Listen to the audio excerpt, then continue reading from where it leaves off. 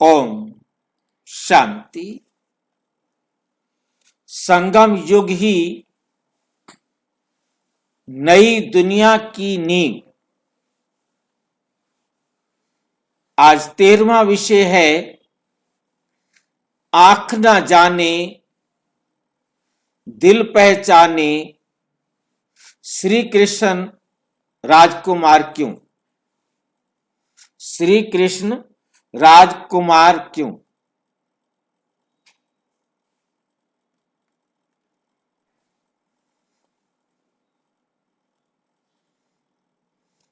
आंख न जाने दिल पहचाने,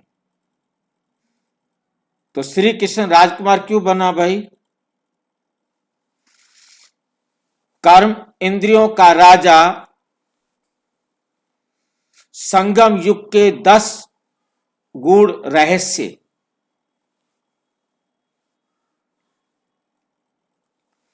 आवश्यक सूचना है, ये वीडियो प्रजापिता ब्रह्मा कुमारी ईश्वरीय विश्वविद्यालय के किसी भी विद्यालय के मुरली ज्ञान आध्यात्मिक अध्ययन एवं आध्यात्मिक चिंतन पर आधारित है। इसका उद्देश्य किसी धर्म, शास्त्र, परंपरा व व्यक्ति का खंडन करना नहीं है। ये प्रस्तुति केवल आत्मिक जागृति, जीवन परिवर्तन, विश्व ड्रामा की समझ के लिए दर्शक इसे आध्यात्मिक दृष्टि से ग्रहण करें। संगम युग प्रश्नों का युग। संगम युग क्या है? प्रश्नों का युग। प्रश्नों का युग का मतलब ये एक ऐसा युग है जिसमें अनेक प्रश्न उठते हैं और उन सभी प्रश्नों का हल शिव बाबा आकर करते हैं। सब प्रश्नों का अंत करके सबको क्या बनाते हैं? प्रसन्न चित्त। जब तक हमारी बुद्धि में प्रश्न रहते हैं, प्रसन्न चित्त वाला कभी प्रसन्न चित्त नहीं हो सकता, और प्रश्नों से मुक्त होने पर वो उसका जीवन खुशनुमा जीवन बन जाता है। जब आपके प्रश्नों का कोई प्रश्न नहीं रहेगा, सबके उत्तर आपको मिल जाएंगे, तब आपका जीवन एकदम संतुष्ट हो जाएगा। संगम युग वो समय है जहां हर पुरानी मान्यता टूटती है। संगम युग वो समय है जहां हर पुरानी मान्यता टूटती है। पुरानी मान्यता टूटने का मतलब क्या होता है? जो कुछ हम आज तक सोचते आ रहे थे वो सब कुछ बदल जाता है। जहां हर पुरानी मान्यता टूटती है, हर गूढ़ सत्य स्पष्ट होता है।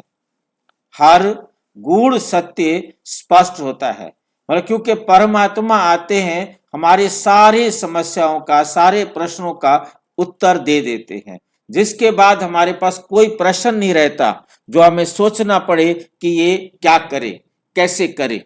कुछ भी उसके बाद सोचने की जरूरत नहीं रहती। जहां हर पुरानी मान्यता टूटती है, हर गूढ़ सत्य स्पष्ट होता है। जो गूढ़ सत्य थे, जिनको हम नहीं समझ पा रहे थे, वो परमात्मा आकर हम सबको सत्य समझाते हैं। आज हम ऐसे 10 गहरे प्रश्नों पर चिंतन करेंगे जो नई दुनिया की व्यवस्था को समझने की, जो व्यवस्था नई दुनिया की व्यवस्था को समझने की चाबी है।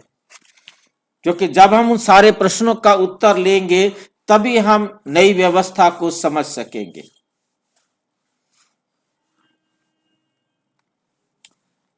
नंबर 2, आंख न जाने दिल पहचाने संबंधों की नई व्यवस्था। संबंधों की एकदम नई व्यवस्था होती है। कैसी होती है नई व्यवस्था? मुरली में 14 अप्रैल 1972 को बाबा ने कहा, सतयुग में संबंध देह से नहीं।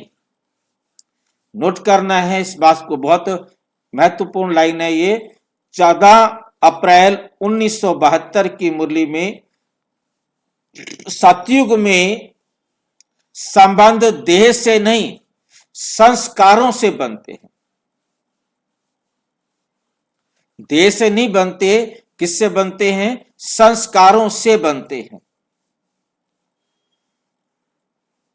नई दुनिया में ना खून के रिश्ते, ना सामाजिक बंधन, कोई खून का रिश्ता नहीं होता उनका।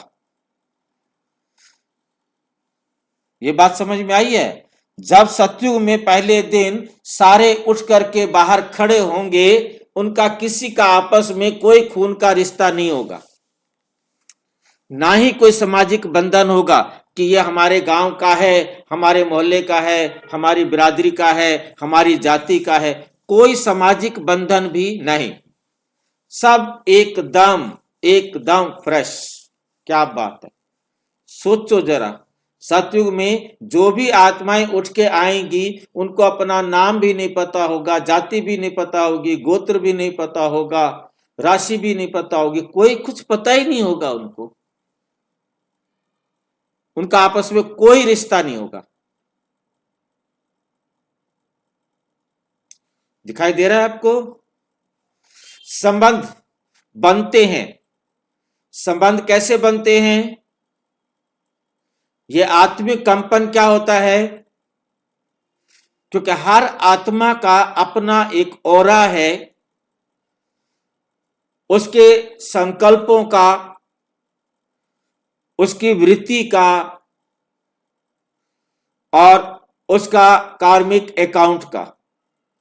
कार्मिक अकाउंट के हिसाब से उस समय उस आत्मा से जो कंपन निकलेंगे, जो संदेश या संकल्प निकलेंगे, क्योंकि ड्रामा अनुसार उन आत्माओं को मिलना है जिनके साथ उनका कार्मिक अकाउंट है, और मिलने के लिए कुछ तो होगा ना, जिसके कारण उनका, क्योंकि कार्मिक अकाउंट खींचेगा उनको। जो यहां से दो बातें ध्यान रखने वाली है कि यहां से न पवित्र तो सारे हैं, हर एक की पवित्रता अपनी अपनी है, ये तो है नहीं कि सारे के सारे एकदम एक समान बराबर बराबर है। दूसरी बात क्या है कि जिस आत्मा के साथ कार्मिक अकाउंट है, हर कल्प का कार्मिक अकाउंट है, उस समय उन आत्माओं को उसी प्रकार के संकल्प आएंगे और उसी के साथ संबंध बनने की बात आएगी। इस बात को बहुत अच्छी तरह से बुद्धि में बिठाने की जरूरत है, क्योंकि हम हर कल्प, आप जिनसे भी इस कल्प में मिले हो, चाहे आज पतित दुनिया में भी आपका जिनके साथ संबंध बना है, वो संबंध क्यों बना है? जिनके साथ भी आपका संबंध बना है, उनके साथ आपका संबंध क्यों बना है? क्या आपने पहले सोचा था? जिस बच्चे ने आपके घर जन्म दिया है, क्या आपको पता था कौन सी आत्मा है? या अभी तक भी पता नहीं है कि वो हमारे को किस जन्म में, किस समय, कैसे मिली थी? जिनके साथ शादी हुई, उनको भी हम नहीं जानते थे, बहाना बना और शादी हो गई, सब कुछ हाँ हो गया, चाहे दुख देने वाला था तो भी, सुख देने वाला था तो भी। तो ये सारी बातें जब आप सोचिए कि इस जीवन काल में सब कुछ वैसा वैसा होता जाता है और हो जाता है, वही हो जाता है कि हम करना तो नहीं चाहते थे, हो गया, होना था वो हो गया, आपके करना चाहने से नहीं है बात।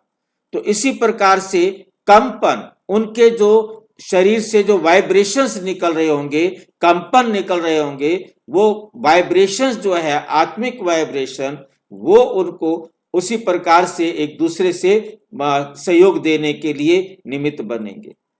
समान पवित्रता, और सब एकदम लगभग इक्वल पवित्र होंगे उस टाइम पर। परंतु पवित्रता में अंतर तो होगा, तो कौन सी, किस में कौन सा गुण अंतर है, उस गुण या उस पवित्रता के अंतर के कारण ही वो राजा, प्रजा, दास, दासी, नौकर, चाकर हर प्रकार के पद में चले जाएंगे, अपने अपने लेवल पर, जैसा उनका लेवल होगा। उदाहरण के लिए आज किसी से पहली मुलाकात में ही अपनापन लग जाता है। कैसे लगा? वो उस आत्मा के वाइब्रेशंस है और उसके साथ हमारा कार्मिक अकाउंट है, जिसके कारण ना चाहते हुए भी हमने उसके साथ अपना संबंध बनाना है। कोई भी संबंध हो, चाहे उसे हमने नौकरी पर रखना हो, चाहे उसे हमने दुकान पर काम में लगाना हो, चाहे उसको काम वाली लगाना हो, मतलब किसी प्रकार से भी वो हमारे संपर्क में आ रहा है, वो हमारा कार्मिक अकाउंट है, हम उसको आने के लिए अलाउ करेंगे, वो हमारे संपर्क में रहेगा, साथ में रहेगा। कितने काम वालियां रखी होंगी आपने अपने जीवन में, हर एक के साथ अपना अपना अनुभव रहा होगा आपका। नौकर रखे होंगे, आप नौकरी पर लगे होंगे कहीं, मतलब उनके साथ हमारा कार्मिक अकाउंट है, वहां पर हमारा यश होना है। तो ये एक इस प्रकार के कंपन होते हैं जो कंपन दिखाई नहीं देते आंखों से, जिसके कारण उस प्रभाव में आकर यश होता है। क्योंकि आगे का अकाउंट तो तभी बनेगा ना, पहला यश नहीं होगा तो आगे का अकाउंट कैसे बनेगा, आगे हम अपना बराबर कैसे करेंगे, हम उधर जाएंगे। यही उसका प्रारंभिक अनुभव है, यही उसका पहला पहला जब वो संसार में आए उनका अनुभव है। श्री कृष्ण को राजकुमार क्यों कहा, राजा क्यों नहीं, क्वेश्चन है। श्री कृष्ण को राजकुमार क्यों कहा जाता है, राजा क्यों नहीं कहा जाता। मुरली 18 जनवरी 1969 की मुरली है। 18 जनवरी को बहुत सारी बातें बताई बाबा ने। सतयुग में श्री कृष्ण राजकुमार है, राजा नहीं। सतयुग में श्री कृष्ण राजकुमार है, राजा नहीं। क्यों नहीं है राजा? सतयुग का पहला राजा एक ही हो सकता है, दो नहीं हो सकते। सतयुग में एक ही राजा हो सकता है, दो तो नहीं हो सकते ना, पहला पहला राजा। तो पहला राजा बनता है लक्ष्मी नारायण, तो उससे पहले हुआ श्री कृष्ण। राजा बना तो वो नारायण बन गया, जब तक नारायण नहीं बना तब तक वो राजकुमार रहेगा। क्योंकि नाम नारायण कृष्ण का नाम परिवर्तन हो जाता है जब सतयुग के आदि में पहले दिन उठकर आता है, तो उसका नाम नारायण रखा जाता है। और संगम वाले सतयुग में जितना समय रहा तो वो कृष्ण रहा। पूछना है किसी ने कुछ?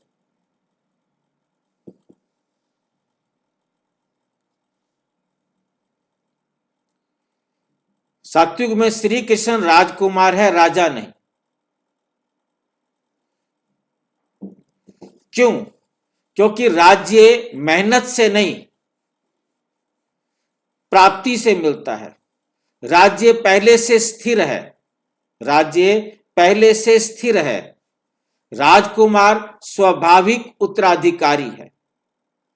राजा पहले से, उसके माता पिता राजा होंगे, वो उनके पास जन्म लिया, वो तो स्वाभाविक उत्तराधिकारी है, उसके बाद राजा बनेगा।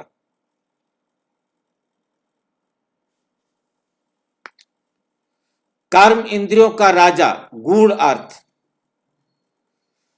कर्म इंद्रियों का राजा, इसका गूढ़ अर्थ क्या है? जो कर्म इंद्रियों को जीतता है वही सच्चा राजा है। 12 अगस्त 1968 की मुरली में बाबा ने कहा, जो कर्म इंद्रियों को जीतता है वही सच्चा राजा है।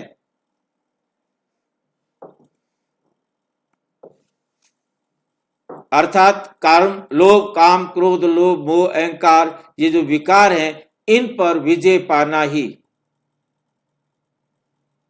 क्या है? कर्म इंद्रियों को जीतना है। मन, वाणी, कर्म पर पूरा नियंत्रण। हमारा मन, वाणी, मन में मतलब संकल्प, बोल, कर्म, इन तीनों पर हमारा पूरा नियंत्रण हो। क्या नियंत्रण हो? बाबा की श्रीमत पर जो बोलना हो वो बोला जाए, वही सुना जाए, वही सोचा जाए, वही किया जाए। बाहरी ताज नहीं, भीतरी राज्य। बाहरी ताज और भीतरी राज्य में क्या अंतर है? बाहरी को ताज लगाने की जरूरत नहीं है, हमने अपने अंदर मन, बुद्धि, संस्कार को पहले बाबा की श्रीमत पर चलाना है, फिर अपने शरीर की कर्म इंद्रियों को शिव बाबा की श्रीमत पर चलाना है। क्या आज की दुनिया में कोई सतो प्रधान राजा बन सकता है? कलयुग में नहीं बन सकता। कलयुग में कोई भी सतो प्रधान राजा नहीं बन सकता।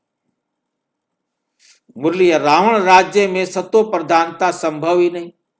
जब राज्य ही रावण का है तो वहां पर कोई सतो प्रधान आत्मा हो ऐसा संभव ही नहीं है।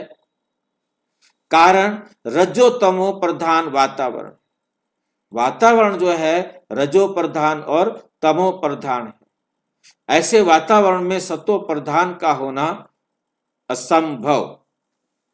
हिंसा, स्वार्थ, प्रतियोगिता, चारों तरफ हिंसा है, स्वार्थ है, बस।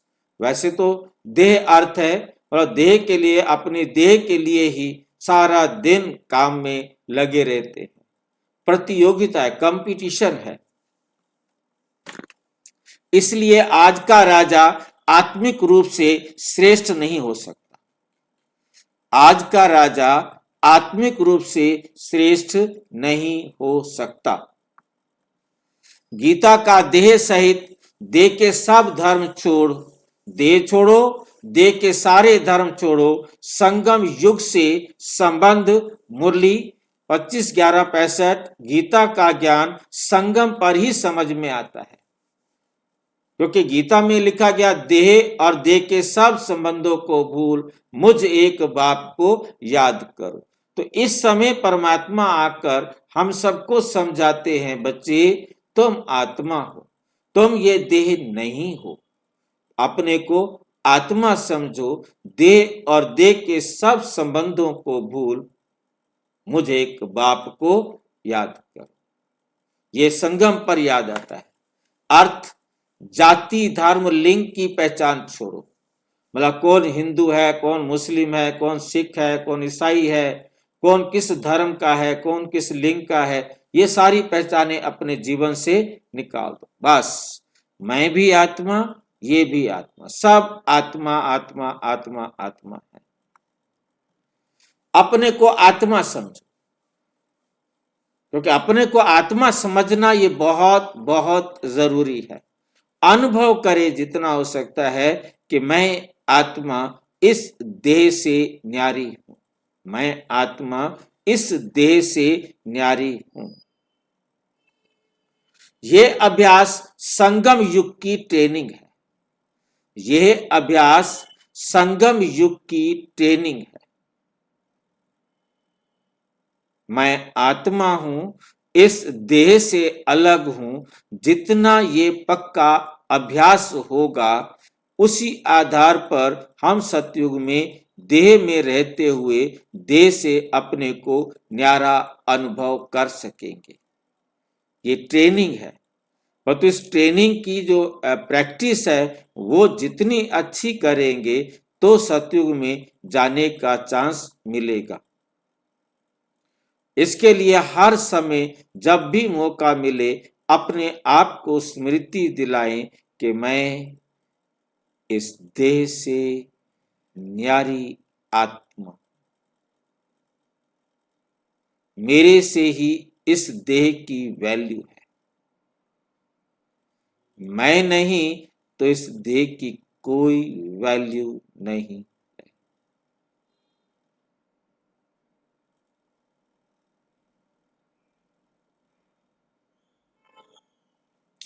ये जितना अच्छी तरह से अपने आप को देह से न्यारा करते जाएंगे तो देह से अटैचमेंट खत्म होता जाएगा।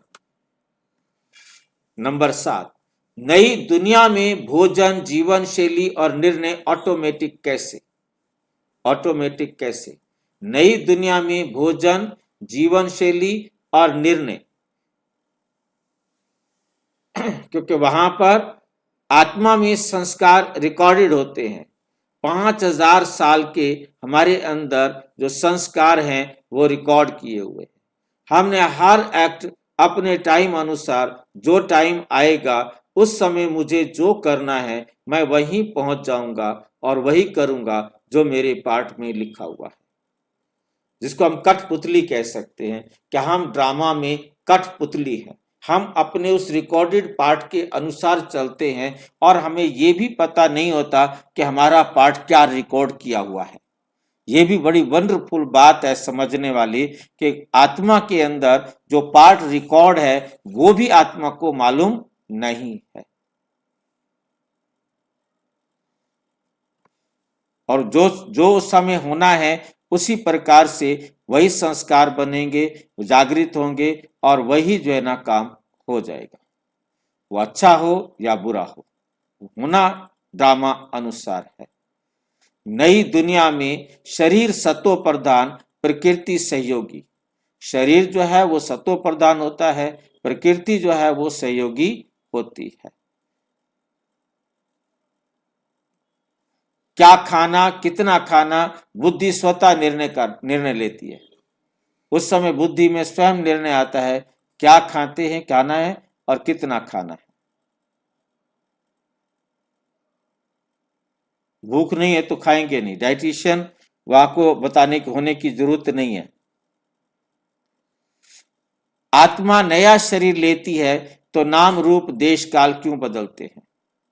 आत्मा जैसे ही एक शरीर बदलती है, छोड़ती है, दूसरा शरीर लेती है तो उसका नाम रूप देश काल ये बदल जाता है। क्वेश्चन है कि क्यों बदलता है। हर जन्म में आत्मा नया पार्ट बजाती है। हर जन्म में आत्मा नया पार्ट बजाती है, क्योंकि उसने हर बार पुराना पार्ट तो नहीं बजाना ना, नया पार्ट बजाती है। जैसे अभिनेता अलग अलग रोल निभाता है, ऐसे ही ये आत्मा भी एक रोल प्ले करने के बाद दूसरा रोल प्ले करती है।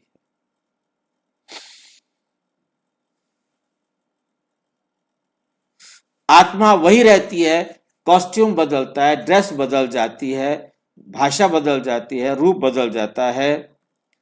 अगर ड्रामा अनादि है तो मोक्ष क्यों संभव नहीं। ड्रामा अनादि है, उसका कभी आरंभ नहीं, तो मोक्ष क्यों संभव नहीं, क्यों फिर सबको मोक्ष नहीं मिलता। मुरली 2 अक्टूबर 1967। ड्रामा अनादि है, मोक्ष नहीं। ड्रामा अनादि है, नहीं, परंतु मोक्ष नहीं मिलता। क्यों नहीं मिलता है मोक्ष। मोक्ष क्यों नहीं मिलता, कौन बताएंगे। मोक्ष मिल जाए भाई जी, फिर ड्रामा का तो कोई मतलब ही नहीं। मोक्ष मिल गया, वो एक्टर इस ड्रामा में था नहीं और रहेगा भी नहीं, क्योंकि वो ड्रामा में था नहीं कभी भी, अब भी नहीं। यदि था तो उसे मोक्ष नहीं मिल सकता। जिस समय इस कल्प में वो पार्ट बजाने आया था, हर कल्प उसे पार्ट बजाने के लिए आना ही पड़ेगा। समय भी चेंज नहीं हो सकता, वो उसी समय ही आएगा जिस समय वो आता है। भाई जी ऐसा कब तक चलता रहेगा। अनादि काल से चलता आ रहा है, अनंत काल तक चलता रहेगा। हर 5000 साल बाद ये सुख देने वाले, दुख देने वाले जो जो जब जब हमें मिले हैं वो उस समय पर फिर से मिलेंगे।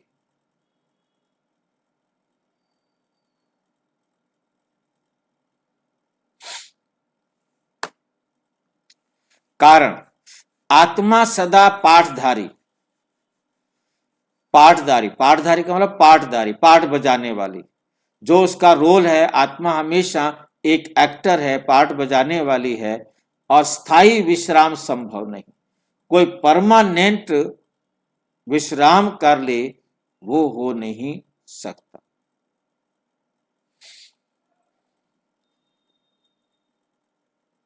वो कर्म से मुक्ति, कर्म करने से मुक्ति, कर्मातीत अवस्था जिसे कहो, वो टेम्परेरी तो मिलती है।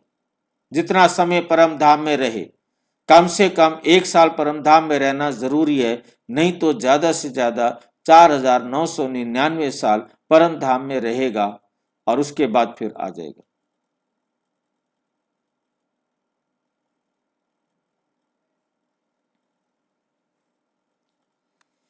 भक्ति मार्ग का भगवान संगम युग में शिक्षक कैसे। जो भक्ति मार्ग का भगवान है वही संगम युग में हमारा शिक्षक कैसे बन जाता है। मुरली है, भक्ति में याद, ज्ञान में पढ़ाई। भक्ति में हम जिसे याद करते हैं, ज्ञान में आकर वही हमें पढ़ाते हैं।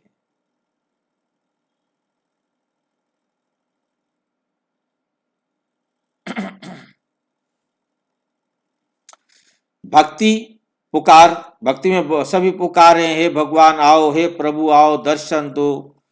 और संगम पर जब आते हैं तो परमात्मा आकर हमारे सारे प्रश्नों के उत्तर देते, शिक्षा देते हैं, एक एक राज समझाते हैं।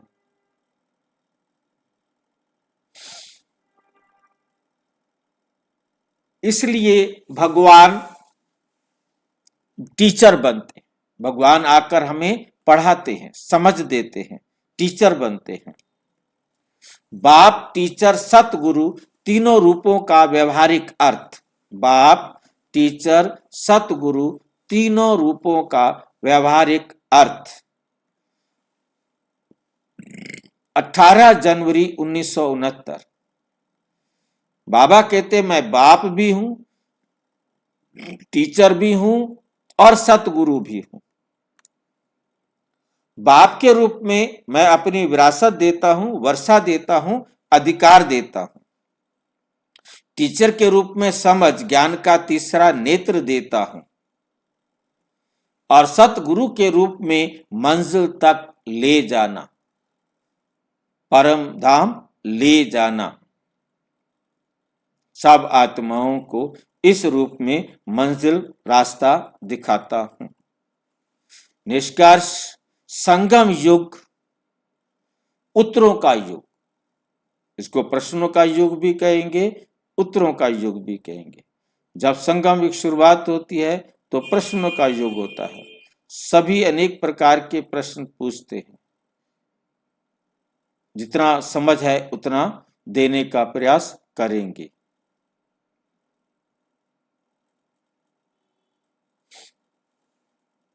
तो सभी उत्तर परमात्मा इस समय आकर देते हैं। जो प्रश्न भक्ति मार्ग में अनसुलझे थे, जिनका हमें समझ में नहीं आता था हल, उनका हल अब परमात्मा आकर के देते हैं। मुरली है 5 दिसंबर 1966। संगम युग छोटा है पर सबसे महान है, पर सबसे महान है। अंतिम संदेश, अगर आज आपकी बुद्धि में स्पष्टता बढ़ रही है, पुराने डर और भ्रम टूट रहे हैं, तो समझ ले आप संगम युग को पहचान रहे हैं। अच्छा, ओम शांति। और विस्तार से जानने के लिए प्रजापिता ब्रह्मा कुमारी ईश्वरीय विश्वविद्यालय के किसी भी सेवा केंद्र पर संपर्क करें। और यदि कोई प्रश्न है तो 9213106986 पर आरटाई करें, टेलीग्राम करें 9650692270 पर, केवल व्हाट्सएप करें, फोन नहीं। ओम शांति।